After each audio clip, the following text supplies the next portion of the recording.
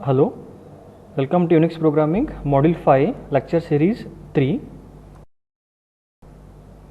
So here in this Lecture 3 we are going to learn about daemon process. Okay, what is the daemon process? Okay, so now a daemon is a Linux or Unix program that runs in the background. So almost all the daemons have name that end with the letter D. So here in the Unix system there are two processes. One is the process running in the foreground and process running in the background. So which are the process running in the background? All the processes are called as a daemon.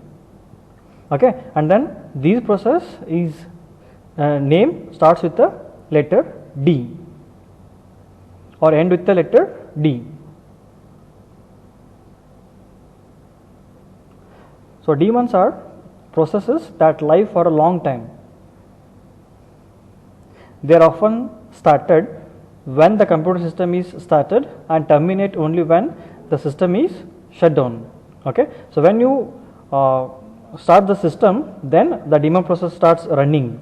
Okay, that's what the daemon process live for a long time. Okay, so all the process will be there till the system shut down. So till then the processes will be running in the background. They do not have a controlling terminal, so we say that they run in the background. Okay, so here without controlling terminal all the processes are running in the background. The terminal is not required here to run the process. So normally the user, so using the terminal to run the process, okay, so those processes are running in the foreground. The user can access, open and do that all the task by using that, by running the particular process or program. Okay, but here all the process running in the background, they don't have the controlling terminal but run in the background always till the system shut down. Unix systems have numerous daemons that perform day-to-day activities. So here there are so many daemon processes are running in the background. Okay, they do all some activities day to day. Okay, so now you learned what is the daemon. Now we will discuss about the daemon characteristics. We look at some common system daemons and how they relate to the concept of process group, controlling terminals and session. So here the process group means, so there will be more than one process, that is called as a process group, and the controlling terminals, so through this terminal the program or process is going to run, and the session is having more than one process group. The PS command prints the status of various processes in the system. So you have to execute the command PS space hyphen AXJ to get all the daemons running in the Unix system and in the background. So hyphen A option shows that the status of process owned by the others. Hyphen X shows the process that do not have controlling terminal. Hyphen J option displays the job related information like a session ID and process group ID and the controlling terminal and the terminal process group ID. Okay, by executing this command, so we will get all the information about the process which is running in the background. Okay, so now after executing that command, so PS hyphen AXJ, then you will get these information. So all these processes are ended with the letter D. So it means that is the daemon process, and these are the information you will get. Okay, for example here the first process, okay, when the system is started, that is the init. Okay, so its PPID is a parent, PID is the 0 and process ID is a 1 and process group ID PGID is a 0 and session ID is 0 and the terminal will get a question mark because there is no controlling terminal. Okay, and the terminal process ID is a -1 and user ID is a 0. Okay, that is the first process, so which will start when a computer system started. Second one is a K event D. So its PPID is 1 and process ID is a 2. Okay, and then you will get all the IDs regarding a process, session, terminal and user ID. Okay, so you can see all the process ended with the letter D. So K AM APMD and K swap D, BD flush and K updated D, port map, syslog D. Okay, for syslog D the process, so it has a PPID parent ID 1 and process ID 1048 and process group ID again 1048 and session ID is 1048 because there is only one process running.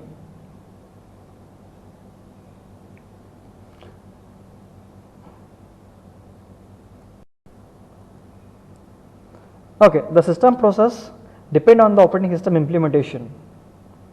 So all here the process running, okay, depends on the operating system implementation, how the process are executing and implemented.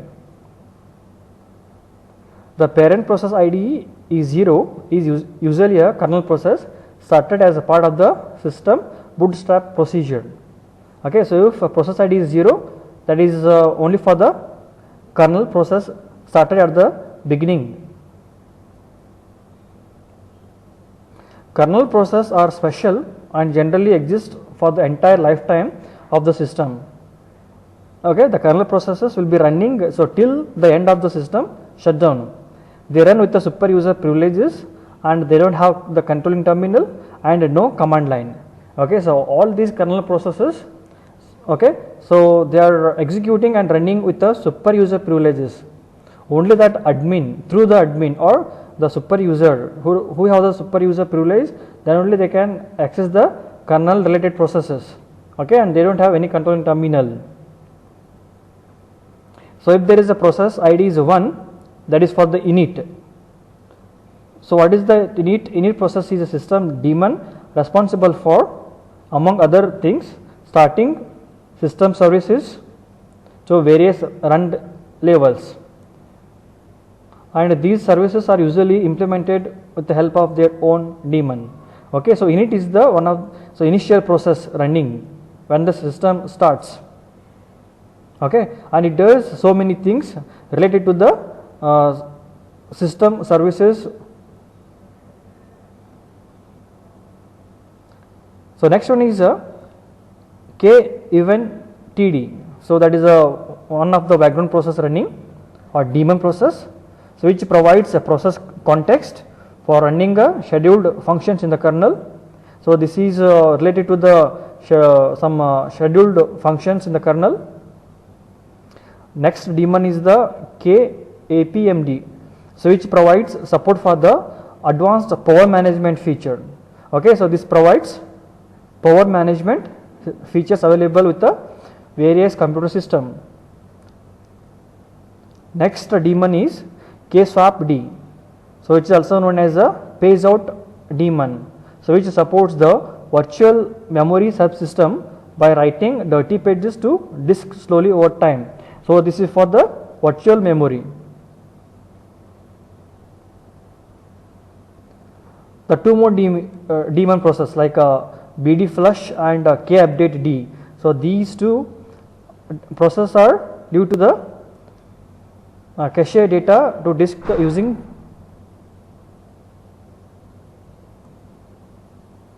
the next one is the port mapper daemon. Port map which provides services for mapping RPC, that is remote procedure call program, to network port numbers. The syslog daemon is available to any program to log system messages for an operator. The messages may be printed on the console device and also returned to a file. So using this daemon syslog, so user can access that all the log messages and they can print all the information or messages on a console device, or so user can write the log information to a file by using this daemon process, that is a syslog. The next one is a int inetd daemon. So listens on the system's network interface. So this is for the network related daemon. NFSD, LockD and RPC IOD daemons provide support for the network file system. CRON daemon or CROND executes the commands at specified dates and time. Numerous system administration tasks are handled by having program executed regularly by CRON daemon. The next one is CUPSD daemon is a print spooler. It handles print request on the system.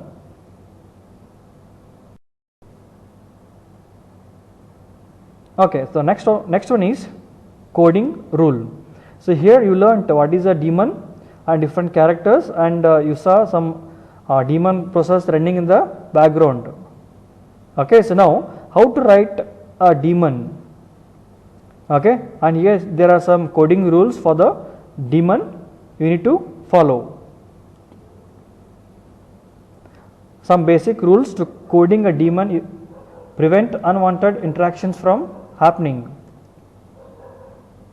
We state these rules and then show a function daemonize that implements them. So here just we are implementing that daemonize function, okay, to write the daemon process which can run in the background.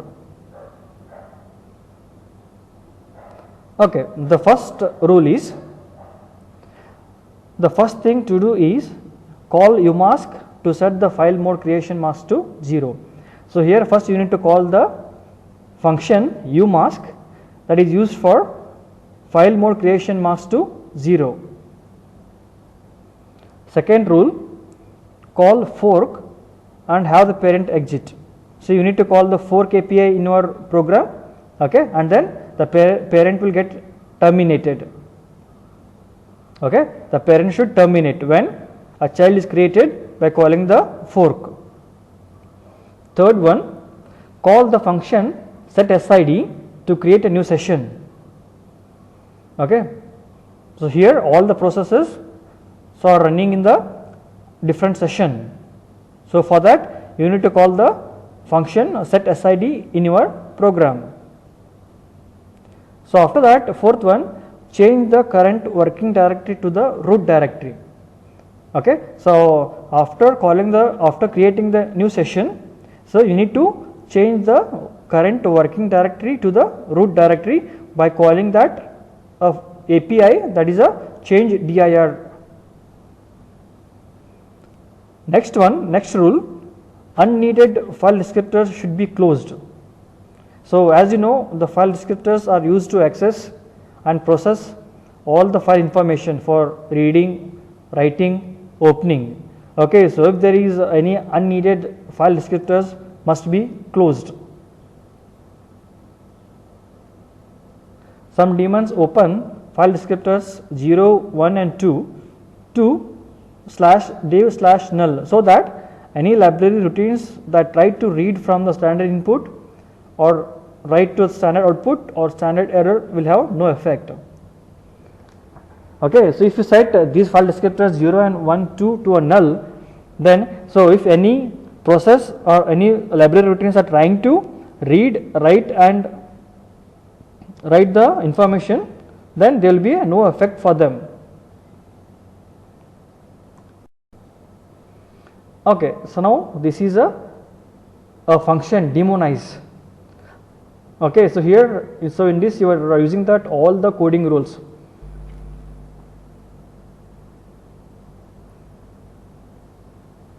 Okay, so first you are initializing the declaring the all the variables fd0, fd1, fd2 and the PID. The first rule is you need to call the umask and you need to set to the 0, and second you need to call the fork API to create the child process. So for that you are calling that API fork, PID equal to fork. Okay, so if it creates a child, okay, then the child is created, otherwise you will get an error message, the child is not created. Okay, so once the child is created, so immediately the parent should terminate. Okay, for that there is a condition.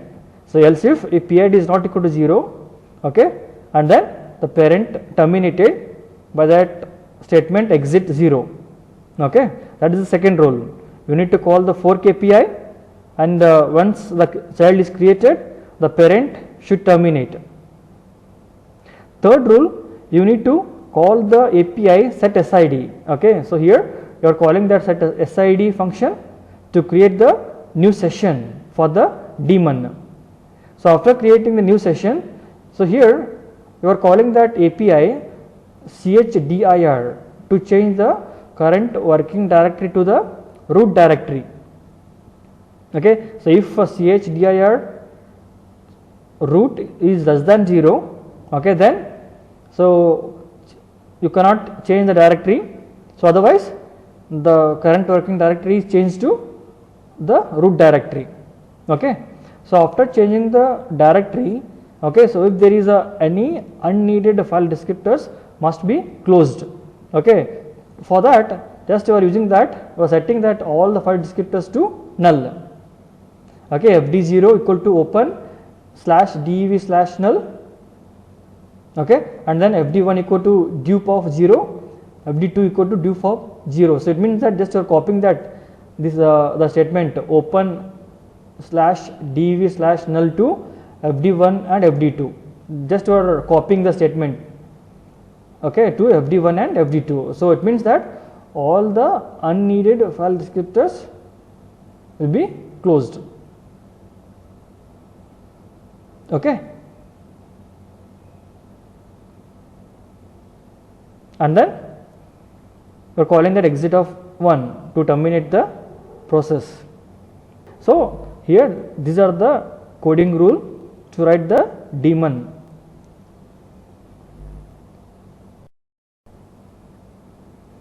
Next topic is error logging.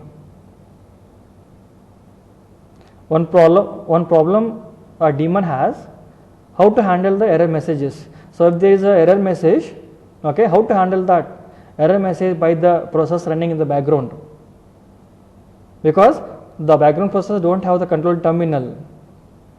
So here it is very difficult to handle the error message because of that not control terminal.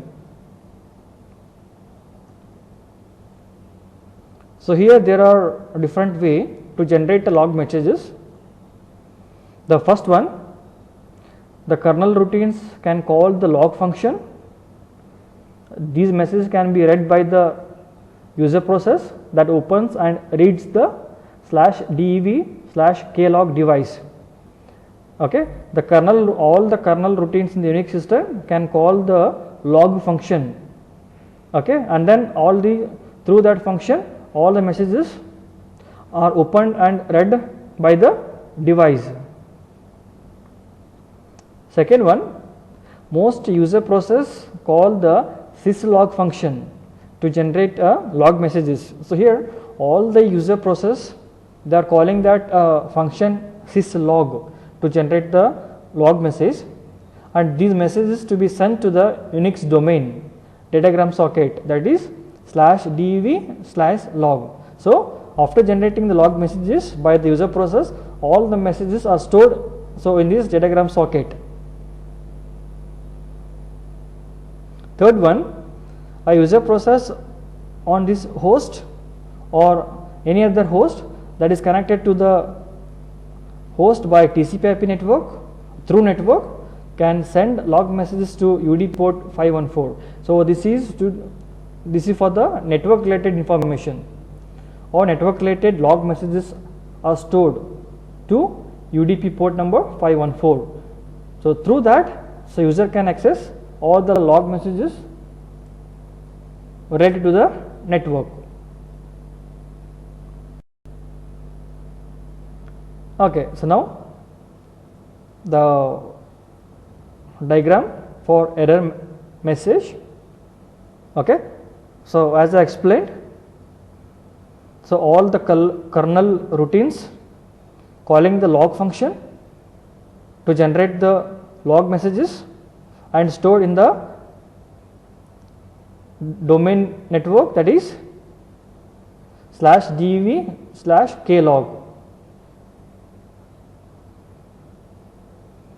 Next one is all the user processes calling that function syslog to generate the log, okay, and those log messages are stored here in the Unix domain datagram socket, that is /dev/log. Third one, so if there are any log messages for the network related, then all the information or log messages stored in the UDP port 514, okay. And then after that, so by calling the daemon syslog-d, okay, then all the log information for the user related, network related and the kernel related, then all the messages are stored or written to a file, okay. So this is the daemon syslog-d, so which is responsible to get and write all the log messages to a file or print on the terminal.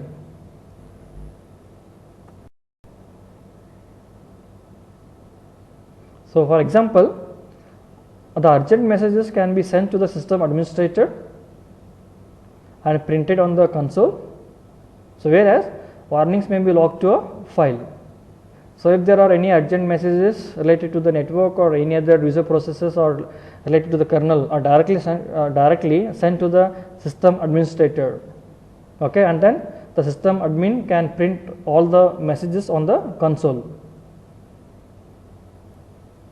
So here, so through a program or function, okay, if you want to access that all the log information, then you need to call these following function in your program, okay. Then through program, through a user process, okay, can open the log and then read the log messages, and then finally, so the user can close the log, okay. So here there are three functions.